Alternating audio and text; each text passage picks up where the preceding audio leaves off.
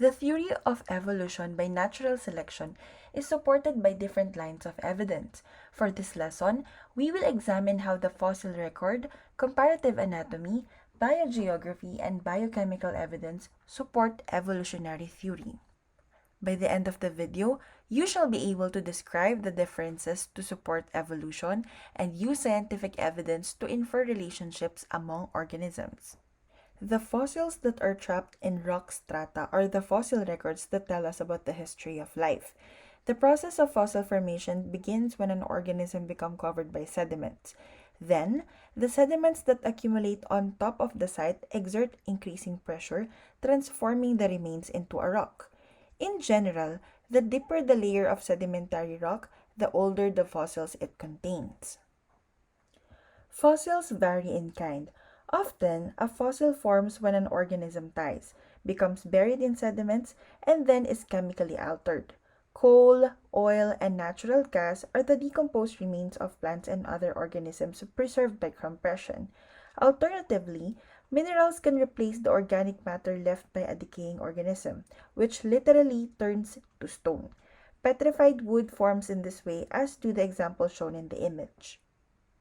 Impression fossils form when an organism presses against soft sediment, which then hardens, leaving an outline or imprint of the body. An impression fossil may also be evidence of an animal's movement, such as footprints. Now, if the imprint later fills with mud that hardens into rock, the resulting cast is a rocky replica of the ancient organism. Teeth, bones, arthropod exoskeletons, and tree trunks often leave casts. And rarely, a whole organism is preserved intact.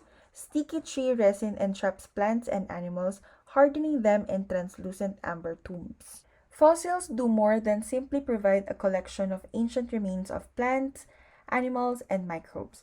Particularly interesting are the fossils that serve as transitional links between groups. The Archaeopteryx fossils show that birds have reptilian features, including jaws with teeth and long jointed tails. It also had feathers and wings. Archaeopteryx is believed to be a transitional fossil between dinosaurs and modern birds. Another example is the Tiktaalik rosea, nicknamed the fishapod because it is the transitional form between fish and four-legged animals, the tetrapods. Fossils that support the hypothesis that whales had terrestrial ancestors have also been discovered. Ambulocetus and Rhodocetus were not direct ancestors of modern whales, but their hind limbs mean that they were long lost relatives. Researchers often collect fossils that would reveal connections between evolution of whales and dolphins from land animals, for example. However, some features marking the transition from one group to another are not always recorded in fossils. Thus, the fossil record will always be incomplete. But why? Three possible explanations are as follows. Number one, no traces of fossil. Most organisms never leave a fossil trace. Soft-bodied organisms, for example, are much less likely to be preserved than are those with teeth, bones, or shells. While sometimes organisms that decompose or are eaten after death, rather than being buried in sediments, are also unlikely to fossilize. Number two, continental plates are constantly moving. Erosion or the movements of Earth's continental plates have destroyed many fossils that did form. And lastly, fossils are hard to discover or are rare. Scientists are unlikely to ever discover the many fossils that must be buried deep in the earth or submerged underwater. Biogeography is the study of the distributions of organisms throughout the world. Let's take the case of the missing marsupials. Why are marsupials abundant only in Australia and not in any other parts of the world? Long ago, when the continents were once connected, marsupials were once the most widespread land mammals on Earth. However, a second group, the placental mammals, had evolved. The invasion of placental mammals in the Americas caused for the extinction of most marsupials in the continent.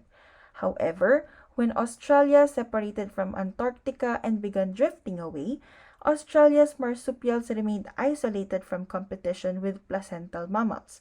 The isolation of Australia from the other continents meant marsupials in the area remained free of competition from placentals.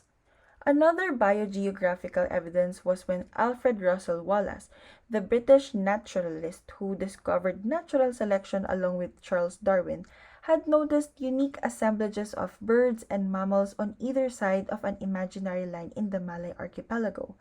Wallace's line turned out to be a deep water trench that separated the islands. The watery barrier prevented the migration of most species, so evolution produced a unique variety of organisms on each side of Wallace's line. Darwin was able to show how descent from a common ancestor can explain anatomical similarities among organisms. Structures that are anatomically similar but they are inherited from a common ancestor are called homologous. Vertebrate forelimbs are used for flight, swimming, running, climbing, and swinging from tree branches.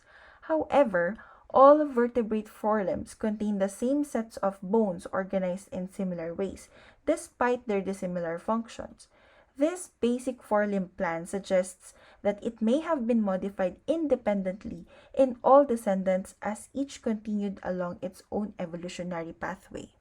In contrast, analogous structures serve the same function but originated independently in different groups of organisms that do not share a common ancestor. For example, the wings of birds and insects are analogous structures.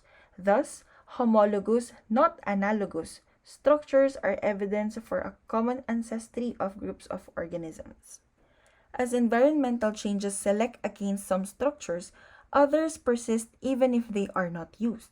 A vestigial structure has no apparent function in one species, yet it is homologous to a functional organ in another. In this example, a mole has vestigial eyes because the animal spends most of its life underground. Boa constrictors and pythons lack external limbs, as do all snakes, but their skeletons reveal the bones of tiny hind limbs. Whales also have vestigial hind limbs, retained from vertebrate ancestors that use legs to walk on land. Humans also do have several vestigial organs. The tiny muscles that make hair stand on end help our furry ancestors conserve heat or show aggression. In us, they apparently serve only as the basis of goosebumps. Human embryos have tails which usually integrate long before birth. In other vertebrates, however, tails persist into adulthood.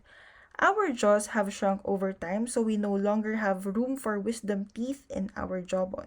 And lastly, all people inherit nipples from both their parents, even males, though these are vestigial structures since they don't have a reproductive use in males.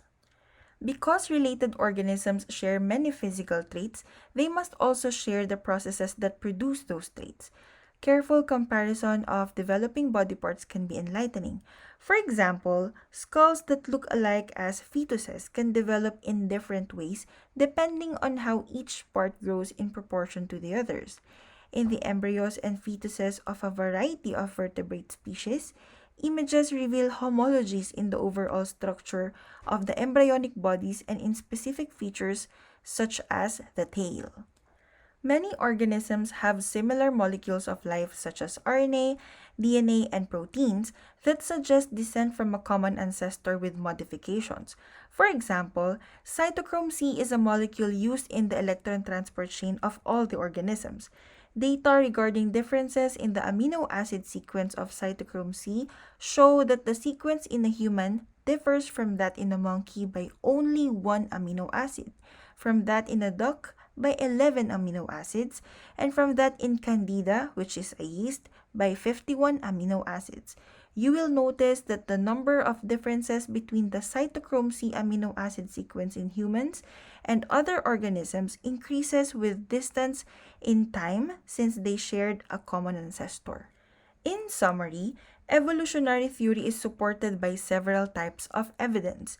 The fossil record indicates the history of life in general and allows us to trace the descent of particular groups. Embryology studies the development of an organism from an embryo to its adult form. Biogeography shows that the distributions of organisms on Earth are explainable by assuming organisms evolve in one locale. Comparative anatomy reveals homologies among organisms that are explainable only by common ancestry, and molecular evidence compares biochemical molecules to discover minor differences that may indicate the degree of relatedness between different types of organisms. That would be all for the evidence of evolution. Thank you for listening, and if you have questions, please write them down on your exit ticket.